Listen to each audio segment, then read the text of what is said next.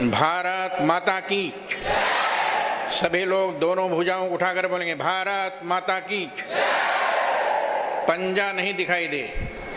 बजरंग बली की गदा बनाई, मुट्ठी बांधिए। भारत माता की, भारत माता की, गौ माता की, गंगा माता की, गोरक्षनाथ भगवान की, गोरक्षनाथ भगवान की, पूज्य महंत दिग्विजयनाथ जी महाराज की, पूज्य महंत वेदनाथ जी महाराज की, श्री राम जन्मभूमि की, श्री कृष्ण जन्मभूमि की, काशी विश्वनाथ भगवान की। हर हर महादेव। ओम नमः परमहंसास्वादित चरणकमल चिन्मकरंदाय भक्तजनमानस निवासाय श्रीरामचंद्राय।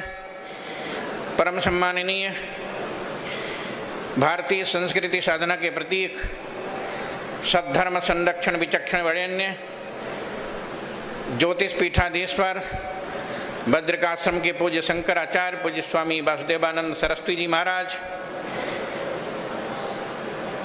गोरक्षपीठ के महंत और उत्तर प्रदेश के यशस्वी जनप्रिय लोकप्रिय मुख्यमंत्री योगी आदित्यनाथ जी महाराज, मंच पर विराजमान राजस्थान अलवर के सांसद श्री बालकनाथ जी महाराज, मंच पर विराजमान सभी पूज्य संतगण, उपस्थित महानुभावों, पत्रकार बंधुओं, आज एक बार पूरा हम सब लोग गोरक्षपीठ के इस पावन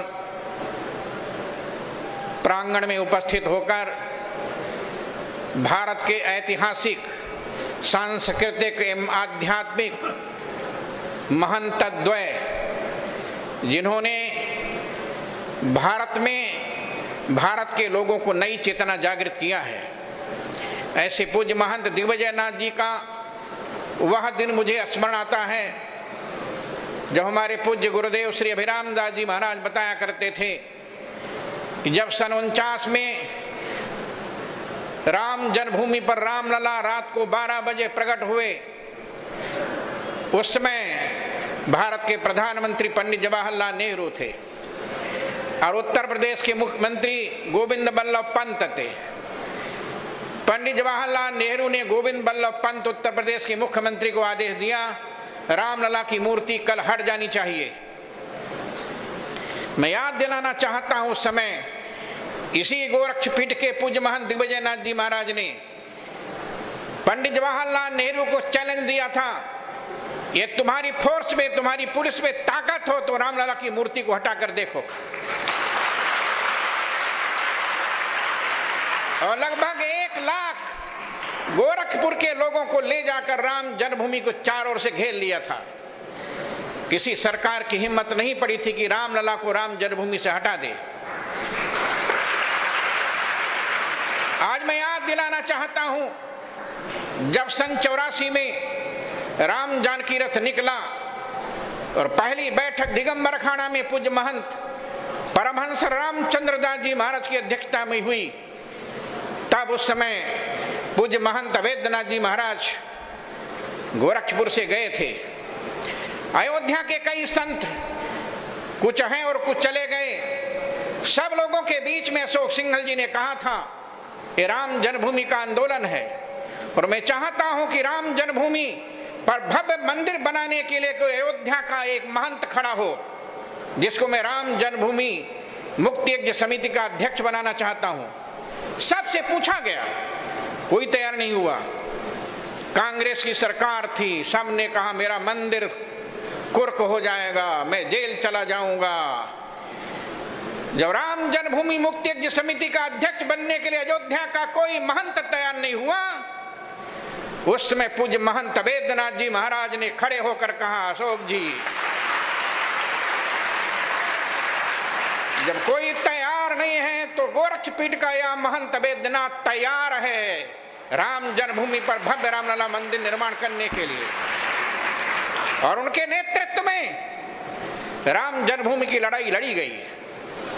उस लड़ाई में लगभग 25 बार मैं भी जेल था। हमारे अयोध्या के संत, अयोध्या के महंत भेजे लगे और लाखों राम भक्त पूरे देश के जेलों में ठूस दिए गए थे। याद दिलाना चाहता हूं, मुलायम सिंह यादव ने कहा था परिंदे भी पर नहीं मार सकते, लेकिन उस समय श्री हनुमान जी महाराज स्वयं बस चलाकर राम जन्मभूमि पर जाकर रामलला के मंदिर पर ये ध्वज, केसरिया ध्वज लहरा दिया था। सब साक्षी। और याद दिलाना चाहता हूं, 2007 में एक बैठक हुई थी अयोध्या हिंदू धाम में, पूज्य महंत वैद्यनाथ जी महाराज की अध्यक्षता में। स्वामी वामदेव जी थे, पूज्य परमहंस जी थे, पूज्य नित्य गोपाल दास जी थे, स्वामी सत्यमित्रानंद गिरी जी थे, स्वामी परमानंद जी थे, और उस समय सभी संत लोग वहां आए हुए थे। हिंदू धाम में बैठक थी। उस समय योगी आदित्यनाथ गोरखपुर के सांसद बन चुके थे। अशोक सिंघल जी ने खड़े होकर कहा, महंत जी मैं कुछ ज्यादा नहीं बोलना चाहता, मैं कोई भविष्य वक्ता नहीं हूं, लेकिन मैं आज एक बात बता रहा हूं कि जिस दिन योगी आदित्यनाथ उत्तर प्रदेश के मुख्यमंत्री बनेंगे तभी राम जन्मभूमि का मंदिर बनना प्रारंभ होगा। ये अशोक सिंघल की बात, अशोक सिंघल की बात उस दिन चरितार्थ हुई जब 9 नवंबर 2019 को सुप्रीम कोर्ट का आदेश हुआ, जहां रामलला विराजमान है वही राम की जन्मभूमि बननी चाहिए, और भारत सरकार एक नया ट्रस्ट बनाकर मंदिर का निर्माण प्रारंभ करे। आज मैं याद दिलाना चाहता हूं कि 2020 5 अगस्त को जब भारत के माननीय प्रधानमंत्री नरेंद्र मोदी जी और उत्तर प्रदेश के यशस्वी मुख्यमंत्री योगी आदित्यनाथ जी रामलला के दरबार में पहुंचे, उसमें सभी संत लोग विराजमान थे। और जब भूमि पूजन शिलान्यास हुआ, उस समय हमारे पास में कुछ संत लोग बैठे हुए थे और वो हमसे पूछ रहे थे कि वेदांती जी रामलला का मंदिर तो बनना शुरू हो जाएगा, लेकिन विश्व हिंदू परिषद ने कहा था काशी विश्वनाथ और भगवान कृष्ण का मंदिर भी बनना चाहिए। हमने कहा चिंता मत कीजिए, वो समय भी आने वाला है, वो समय जल्दी आएगा जब योगी आदित्यनाथ के मुख्यमंत्री रहते हुए काशी विश्वनाथ मंदिर भी प्रारंभ हो जाएगा। और अभी जब मैं यहां आ रहा था तो 11 सितंबर को वाराणसी की कोर्ट ने निर्णय दे दिया कि जहां पर भगवान शंकर विराजमान थे वहां पर औरंगजेब ने मंदिर को तोड़कर मस्जिद बनाया था, इसलिए वही भगवान शंकर की भूमि है।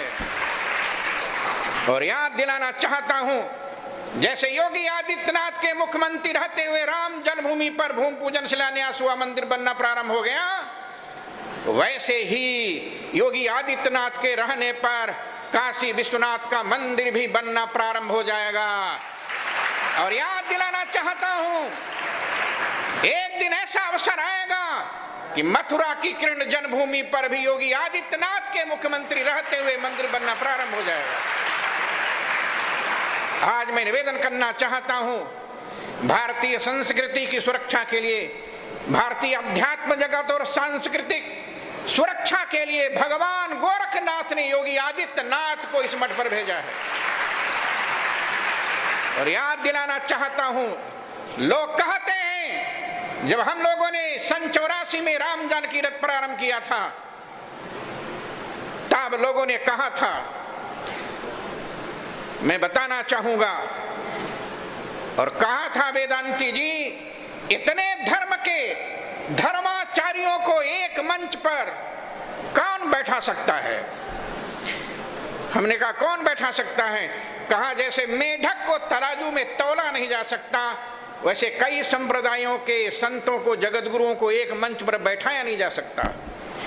लेकिन मैं आज निवेदन करना चाहता हूं, राम जानकी रथ चलने के बाद देश के सभी शंकराचार्य, देश के सभी रामानुजाचार्य, देश के सभी रामानंदाचार्य, देश के सभी वल्लभाचार्य, देश के सभी निम्बार्काचार्य, देश के सभी जगत गुरु एक मंच पर बैठकर निर्णय लिए और वो दिल्ली का मंच था। उस दिल्ली के मंच पर रामलीला मैदान पर बैठकर निर्णय लिया था सज्जनों, और आज वह निर्णय दिखाई दे रहा है। योगी आदित्यनाथ के नेतृत्व में 2 मंदिर बनना प्रारंभ हो गया और तीसरा मंदिर भी शुरू होने वाला है। पूज्य महंत वेद्यनाथ जी महाराज सन 70 में जब पहली बार मैं यहां आया था तब ये मंदिर नहीं था, छोटा सा मंदिर था। पूज्य महंत वेद्यनाथ जी महाराज वहीं पर खड़े थे। पूज्य अभिराम दास जी महाराज के साथ, गुरुदेव के साथ आया था। पत्थर पड़े हुए थे, मंदिर का निर्माण चालू था। और इसके बाद गोरक्षपीठ कितना विस्तार लिया। पूरे गोरखपुर में कई विद्यालय, महाविद्यालय, इंटर कॉलेज, डिग्री कॉलेज ये पूज्य महंत वेद्यनाथ जी के देन है। और मैं अपने जीवन की घटना बताऊं, सन 96 में योगी आदित्यनाथ जी यहाँ के पीठ के महंत बन चुके थे।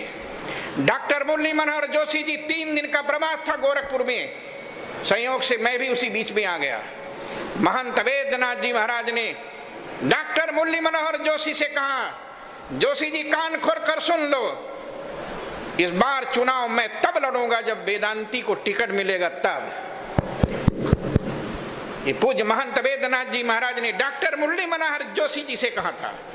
और डॉक्टर मुरली मनोहर जोशी ने कहा बिल्कुल आपकी बात सत्य होगी। और इसके बाद पहली बार मुझे सन 96 में टिकट मिला मछली शहर से और मैं उस लोकसभा चुनाव में जीता।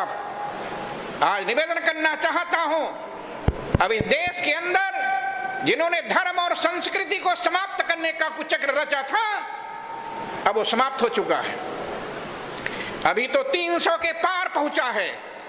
2024 के लोकसभा में भारतीय जनता पार्टी 400 के पार करेगी।